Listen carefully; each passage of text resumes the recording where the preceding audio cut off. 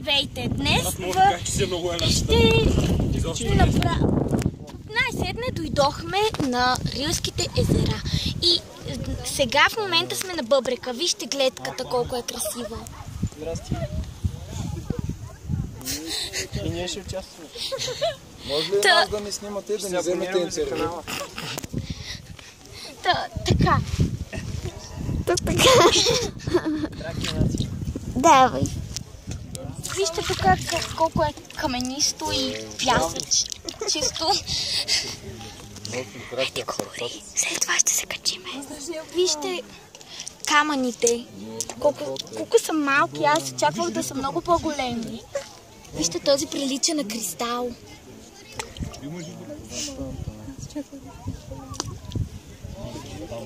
Само погледнете как се намокрих преди да снимам. И как се нацапах след като снимах. Та така.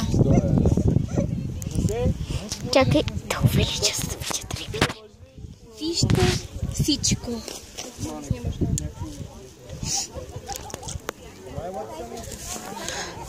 Та така. Сега погледнете ето натам. Колко е висока планината. И поне така си мисля, че ние ще се качим до върха ти. Значи, обърках се, натам. Ще се качим, там при тия точици, дет се виждат. Та така. Погледнете. Чакай. Стой. По-високо глед така.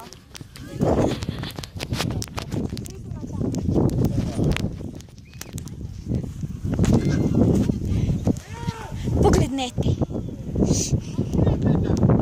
Не е ли невероятно? Хайде да слезем сега пак. Моята приятелка на Луда я направи да се качва и слиза.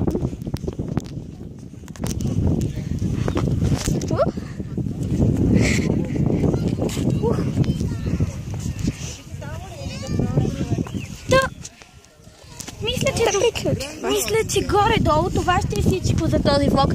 Ще ви разясним какво стана в предишните влогове.